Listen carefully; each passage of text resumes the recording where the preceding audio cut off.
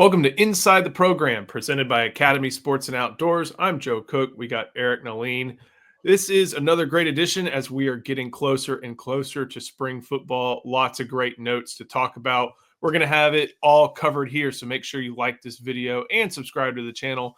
And, of course, head to InsideTexas.com. We'll go over some of the big points of emphasis, but we have great details over there. Some of those include what we're talking about today, Eric.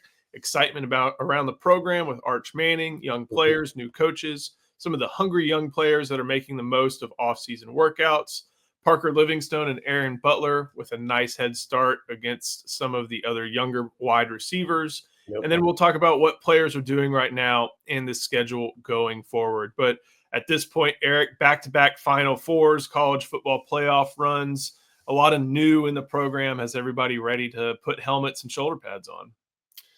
Yeah, newness brings a lot of excitement. The question that was asked to Inside Texas last week was whether or not the excitement behind the scenes was more or less than last year, or about the same.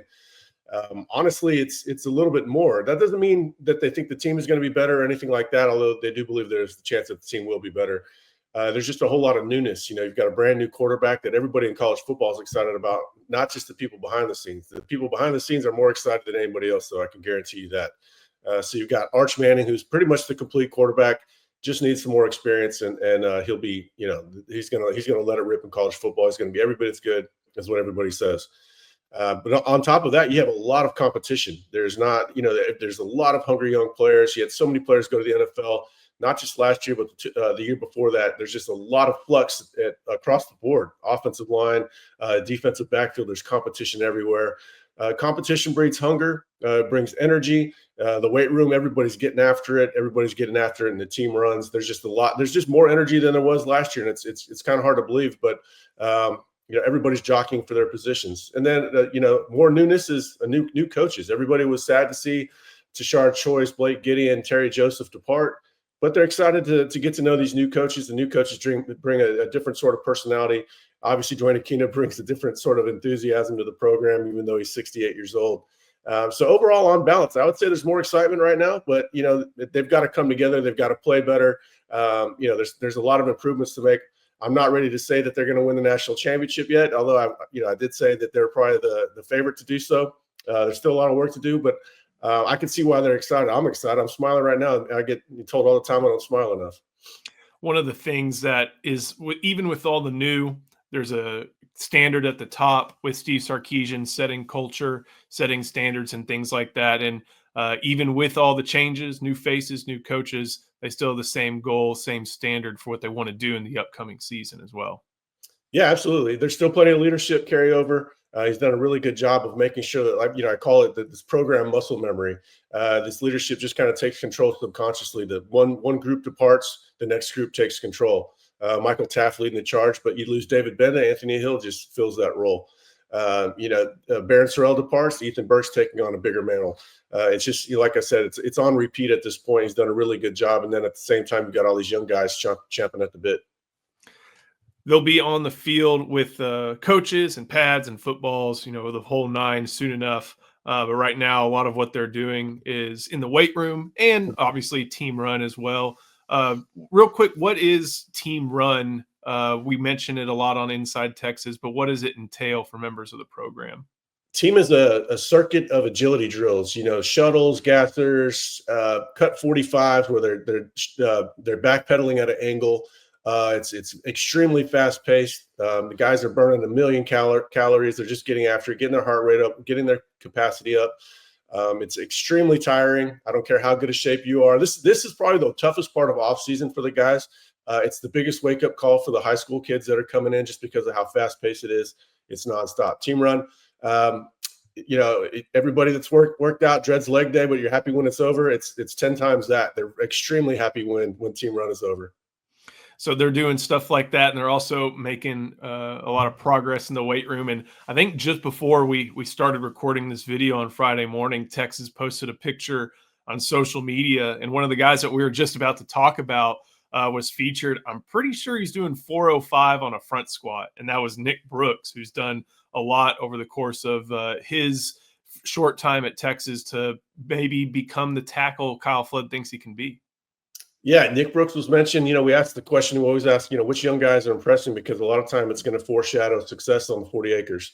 So Andre Kojo was mentioned yet again. He's going to have to compete with Brandon Baker. We'll talk about Baker here in a second. But Kojo came in very young and kind of just an amorphous body. It wasn't really an athletic body. He was an athlete, don't get me wrong. Very athletic, moved extremely well. But you look at him and say, that's not the prettiest athlete I've ever seen. He's slimming up quite a bit. Somebody told me he's looking more like Jaden Chapman than Andre Kojo. Slimmed up a lot, getting a lot stronger. Nick Brooks has leaned up quite a bit. And that's where you have to be right about the projection on the mental eval. Is a kid going to come in and work? It looks like Kyle Flood, so far so good, nailed the mental eval on Nick Brooks, who's sort of that bigger giant body type, the large human stereotype that they talk about. That's Nick Brooks. It's all good and well, but they have to get in better shape. We saw Cameron Williams kind of become that player over time. Nick Brooks has to do that because he come in at like 345 pounds. Is that really the ideal playing weight? Probably not. He's leaning up. I need to verify that, Joe, because I'm not sure how to add by 45. Every meathead knows how to add by 45. 405 on a front squat for an 18-year-old. 8 plates in the bar, right? Yeah. That if it's 4 true 45s for sure. That's a lot of weight. I don't care how much he weighs. Front squat's obviously going to be great for his flexibility, ankle flexibility. That's exciting. So Nick Brooks is mentioned. Justice Terry creeping up towards 300 pounds. I'm going to write a few more things about Justice Terry in the coming days. I got a lot of we dropped a huge team post this morning. Of course, that's why we're here talking about it. But I've got some other things coming up that we got pretty much the coach's perspective about how the team looks and what they project for the team this season. Justice Terry will feature in that. He's getting stronger and bigger.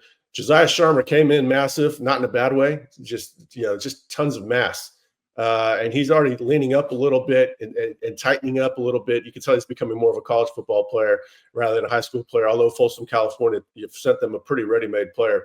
And then a couple of the smaller guys adding weight. You got some guys that are slimming down. You have some that need to add weight, add muscle. Jamie French was mentioned, and Aaron Butler, who we've been talking about a lot already this offseason. We'll talk about more here a little bit in the show.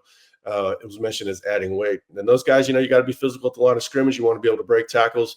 I'm not surprised to hear that about Jamie French. He reminded me of a smaller Ryan Wingo, which isn't to say he's small, but he has that body type that's going to be able to carry good muscle. Aaron Butler, very explosive athlete. And, I've been mentioning Andre Kojo more than Brandon Baker, which I don't want to do. It's just that I keep hearing Kojo mentioned more than pretty much any other offensive line. But Baker, very hard worker, known as one of the smartest guys on the team, professional mindset. Not as big as some of these other guys, but very athletic. It's going to be him versus Kojo at right tackle. I think Baker's going to win, but Kojo's extremely hungry right now. Kind of the whole thesis of this segment we're talking about. I can't wait to cover that battle. You've got the 3-star underrated guy that people tend to forget about, and then you got the very highly rated Brandon Baker from modern day high school. So that's going to be fun to cover. But I love hearing about the young guys getting after it. Before we keep going, got to show some love to our sponsor, that is Academy Sports and Outdoors. Days like this, the anticipation's half the fun. The call to adventure. Possibilities in every direction. Look at that. The stories you'll bring back, even the true ones. And already, you can't wait until next time. From first catch to biggest catch of the season, this is where it starts. Academy Sports and Outdoors. Have fun out there. I got to get my Magellan stuff out of the out of deep storage. I'm going to Academy today. If Academy wants to give us money, I'll go give it right back to them. There's a rumor they're the official sponsor for the SEC. I think that's a big deal. Need to get like I said, those Magellan fishing shirts. I saw one in the ad. I'm like, oh yeah, I have like 3 or 4 of those, and those are good summer months. This is Magellan. I get asked about where I get these. These are very affordable Magellans, and they're basically good for any type of weather. It can be an underlayer, or in the summertime, it's wicking. I love these things. They keep a pasty guy like me from getting too red too. So we'll keep on going. There is obviously some questions at the wide receiver position with Matthew Golden and Isaiah Bond, in addition to Silas Bolden, all moving on to the NFL. Some of the guys that are still contending to earn more playing time and maybe even earn starting roles or rotational roles include Parker Livingstone and Aaron Butler. And while younger players like Dalen McCutcheon, Khalid Lockett, Jamie French, guys you've mentioned, are doing the right things early. Parker Livingstone and Aaron Butler are making the most of their time they've already spent on campus. Yeah, Ryan Wingo and DeAndre Moore are guaranteed to start. That leaves one outside spot open for a number of guys. And there's just, there seems to be a sentiment within the fan base. I've seen some of it on Inside Texas as well, where they just assume that Khalid Lockett or Jamie French are going to take control of that. Well, experience in the offensive scheme and working with the quarterbacks, that gives these guys the year ahead. You always have an advantage. Experience is huge. But at the same time, I think fans are really underselling the type of athletes that Livingstone and Butler are. I asked the source, what does Livingstone need to improve on? And they said, the guy just needs more reps out on the field to keep putting it all together. The only reason he didn't play last year is because he had Matthew Golden in front of him. Wingo was on the other side with Bond, and he had Golden in front of him. That you couldn't take Golden off the field. Livingstone was going to be the next man up if there was another injury. He is one of the fastest guys on the team. We talked about speed in this article.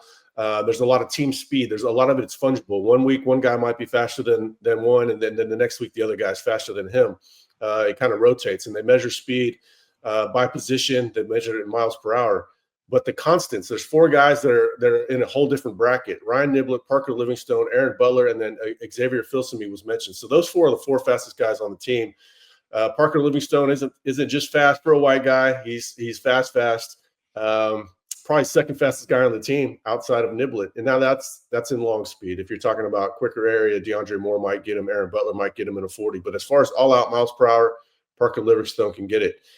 I asked the source, okay, well, what does Aaron Butler need to work on? And Aaron Butler just needs to keep working on processing what the defenses, the coverage are doing to him, so he can be on the same page with the quarterback. That's extremely important. Obviously, you see a lot of interceptions go the other way when the wide receiver and quarterback aren't on the same page. However, he's viewed as an elite route runner. He's viewed as having elite speed, and he's viewed as having elite hands, and he's got good maturity and work ethic. Those two, I couldn't be more excited about them. Obviously, I love the freshman. Khalid Lockett has otherworldly ball skills. He's faster than given credit for. Jamie French, a smaller version of Ryan Wingo. Dalen McCutcheon, I absolutely love Dalen McCutcheon. He's very similar to DeAndre Moore. I love those guys. I just think that fans tend to forget the value of experience. And then, Parker Livingstone and Aaron Butler were underrated. Parker because he's white, Aaron Butler because he came into the class so late. Should be a lot of fun to track that position and to see how those young guys, because you can even see just by how they deploy maybe at punt return and kick return. It's not often, but you see Livingstone and Butler get a handful of reps early on and throughout the year in those spots to show some of the trust that they have in those guys. Well, I'm glad you mentioned that. I can't believe I forgot it. Yeah, so I was asking about – so the source mentioned, Butler's a perfect guy to return punts. And I said, well, yeah, that makes sense. I imagine he'll be the punt return. He goes, yeah, I don't know. It'll probably be either him or Parker Livingstone. So their names just keep popping up. Jamie French and Dalen McCutcheon have also returned punts. So I don't know how it's all going to work out. You got to be able to see who can fill the punt with 11 guys bearing down on them and who also makes good decisions. We've seen a lot of bad punt return decisions in college football over the years. So you want somebody that's steady back there, reliable, good hands, but ideally they can also break a tackle and get after it too. So they've got some good options. No Silas Bolden back there. So no cardiac heart attacks back there every time. You won't need the defibrillators as much as last year, but I'm interested to see who wins that. I'm interested to see who wins the starting job at that third outside receiver. But Livingstone and Butler are going to play a lot no matter what. And I think French and Khalid Lockett will play a lot. And I think a lot of those guys. McCutcheon's probably going to play when Demo needs a break. So wide receiver is going to be interesting. And then, of course, I do still anticipate they bring in a portal. Last thing to talk about, what are players doing right now and what's the schedule going forward? We talked a little bit about some of the workouts, but they're adding a little bit more to the plate. UT's spring break runs from the 17th of March to the 22nd. And then should be right around right after that. Time for them to get things going again, correct? Yeah, right now they're doing it's a team run like we talked about earlier, player run practices where it's kind of like glorified walkthroughs. Everybody's it's a lot of working on communication, working on formations and stuff like that. And also they're getting some classroom work done with the coaches. The coaches are back from vacation. The staff is finally settled. we don't anticipate anybody else leaving. That was kind of a wild coaching carousel. Everything is just kind of taking shape. So yeah, they're getting classroom time with the coaches. They're doing team run, which is getting after weight weight room, of course, player run practices. And then they also did 7-on-7 this Wednesday. Not really anything of note coming from that. I think they're just, that's, I go back to what I heard last year about when 7-on-7, when they returned to that. And it was just that they're getting their muscles used to running in football patterns again. You can't really simulate football unless you're playing football. And that's kind of just to get these guys, moving in different directions suddenly. You can't necessarily mimic it in drills like you can out on the field. So Arch is leading those. As you'd expect. We haven't really heard about anybody making plays yet, maybe next week. But yeah, the real thing is, they'll have their last team run next Friday. Then they go on spring break. And then on the 24th, spring ball starts. Hopefully we have access. I can't wait to have practice reports from campus or from other, whenever we can get them. I expect to have a whole lot of content over the next month or so. Should be a lot of fun. So make sure you head to InsideTexas.com. You can sign up there for just $1. We know once you see all the different stuff we have going on, whether it's on the football practice field, football recruiting trail, everything else, you're going to love to stick around at Inside Texas. And of course, we will talk about it here as well. So make sure you like this video and subscribe to the channel. We have video practice reports. We'll have some video clips from practice as well. You'll find that all here. So Eric, thank you so much. Thank you for watching.